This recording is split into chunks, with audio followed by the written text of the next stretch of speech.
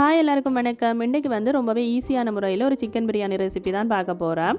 இந்த சிக்கன் பிரியாணி செய்கிறதுக்கு உங்களுக்கு வீட்டில் இருக்கக்கூடிய பொருட்களை வச்சே நீங்கள் ஈஸியாகவே செய்து கொள்ளலாம். இதுக்கு வந்து குறைவான இன்க்ரீடியன்ஸ் தான் தேவைப்படும், ஆனால் டேஸ்ட் வந்து ரொம்பவே சூப்பராக இருக்கும். முதல்ல வந்து பிரியாணி செய்கிறதுக்கு நான் ஒரு பெரிய பாத்திரம் வந்து எடுத்துருக்கிறேன். பாத்திரத்தை சூடாகிட்டு அதுக்குள்ளே வந்து நான் எண்ணெய் சேர்த்துக்கொள்கிறேன். எண்ணெய் சேர்த்துட்டு அதோட கொஞ்சமாக வந்து நெய்யும் சேர்த்துக்கொள்கிறேன். நெய் சேர்த்திங்கன்னு சொன்னால் தான் பிரியாணி நல்ல வாசமாக இருக்கும். எண்ணெய் சூடானது பிறகு அதுக்குள்ளே பிரியாணியில் பட்டை, ஏலக்காய், கிராம்பு சேர்த்துக்கொள்கிறேன். அது எல்லாத்தையும் சேர்த்து ஒருக்கா கலந்து விட்டுட்டு அதுக்குள்ளே வந்து வெட்டி வச்சிருக்கிற வெங்காயத்தை சேர்த்துக்கொள்கிறேன். வெங்காயம் மற்றது 2 பச்சை மிளகாயும் சேர்த்துருக்கிறேன். வெங்காயம் பார்த்திங்கன்னு சொன்னால் நான் 2 பெரிய வெங்காயத்தை எடுத்து இந்த மாதிரி நீளமாக கட் பண்ணியிருக்கிறேன். வெங்காயம் வந்து நல்லா பொரிஞ்சு பொன்னிறமாக வர வேணும். இந்த மாதிரி நல்லா வதங்கினதுக்கு பிறகு அதுக்குள்ளே நான் இஞ்சி பூண்டு பேஸ்ட் வந்து சேர்த்துக்கொள்கிறேன். இஞ்சி பூண்டு பேஸ்ட்டை சேர்த்து அது இந்த பச்சை வாசம் போகிற வரைக்கும் நாங்கள் வதக்கி கொள்ள வேணும்.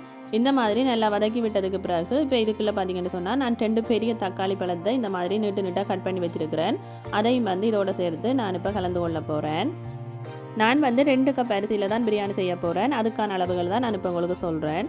தக்காளி பழம் வந்து வதங்கணுமென்றதுக்காண்டி நான் வந்து அதுக்குள்ளே உப்பும் மஞ்சள் தூளும் சேர்த்து நல்லா வந்து கலந்து விட்டுட்டு அதை வந்து மூடி அவிய விட போகிறேன். தக்காளி பழம் நல்லா மசிஞ்சு வர வேணும். இந்த மாதிரி நல்லா மசிகிற வரைக்கும் நாங்கள் வந்து அதை வேக விட வேணும். அப்போ தான் பிரியாணி டேஸ்ட்டாக இருக்கும். இனி வந்து தேவையான மசாலாக்களை சேர்த்துக்கொள்ளுவோம். 1 டீஸ்பூன் மிளகாய்த்தூள், 2 டீஸ்பூன் கொத்தமல்லித்தூள், 1.5 டேபிள் ஸ்பூன் பிரியாணி மசாலா. இது எல்லாத்தையும் வந்து சேர்த்துட்டு நல்லா வந்து கலந்து விட்டு கொள்ளுவோம். பிரியாணி மசாலா பார்த்திங்கன்னு சொன்னால் நான் ஆச்சி பிரியாணி மசாலா தான் சேர்த்துருக்கிறேன். நீங்கள் எந்த மசாலா வேணுமென்றாலும் சேர்த்துக்கொள்ளலாம். மசாலா எல்லாத்தையும் சேர்த்து நல்ல வடிவாக கலந்து விட்டுட்டு இப்போ இதுக்குள்ளே வந்து நான் தயிர் சேர்க்க போகிறேன். தயிர் வந்து ஒரு 2 டேபிள் ஸ்பூன் அளவுக்கு வந்து நீங்கள் சேர்த்துக்கொள்ளலாம். தயிரையும் சேர்த்துட்டு நல்ல வடிவாக இந்த மாதிரி கலந்து விட்டு கொள்ளுங்க. அடுத்ததாக வந்து நான் சிக்கனை வந்து சேர்த்துக்கொள்கிறேன். நான் வந்து ஒரு அளவான மீடியம் சைஸில் கட் பண்ணியிருக்கிறேன். சிக்கனையும் சேர்த்துட்டு நல்ல வடிவாக இந்த மாதிரி கலந்து விட்டுக்கொள்ளுங்க. இதோட வந்து நான் இன்றைக்கு உருளைக்கிழங்கும் சேர்க்க போகிறேன். உருளைக்கிழங்கு உங்களுக்கு விருப்பம் வேண்டாம் சேர்க்கலாம், இல்லாட்டி சேர்க்காமலும் விடலாம். உருளைக்கிழங்கை சேர்த்துட்டு அதையும் நல்ல வடிவாக அந்த மசாலாவோட கலந்து விட்டுட்டு இப்போ இதை மூடி நாங்கள் அவிய விட வேணும். சிக்கன், உருளைக்கிழங்கு எல்லாமே நல்லா வெந்து வர வரைக்கும் இதை நாங்கள் அவிய விட வேணும்.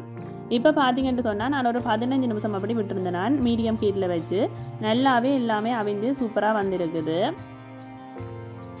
இப்போ வந்து தேவையான அளவு தண்ணி சேர்த்து கொள்ளுவோம். 1 கப்புக்கு 2 கப் அளவு தண்ணி சேர்க்கலாம். நான் வந்து 2 கப் எடுத்ததால் 4 கப் அளவுக்கு தண்ணி சேர்த்துருக்கிறேன்.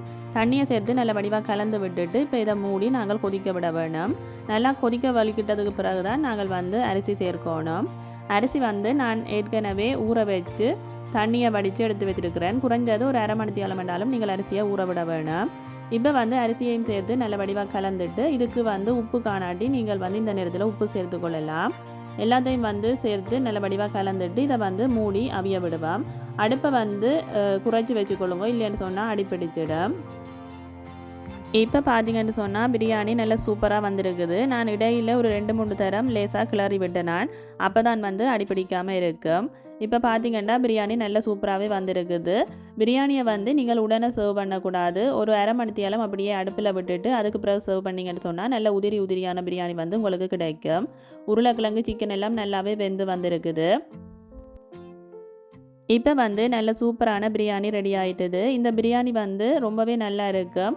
உருளைக்கிழங்கும் போட்டுக்கிறதால சின்ன பிள்ளைகளுக்கும் வந்து விரும்பி சாப்பிடுவினா. உரைப்பும் வந்து நான் அவ்வளவா போடல, கணக்கான உரைப்பு தான் போட்டுக்கிறேன். உங்களுக்கு ஏற்ற மாதிரி நீங்கள் உரைப்பை வந்து கூட வேணுமென்று சொன்னால் கூடுதலாக சேர்த்துக்கொள்ளலாம்.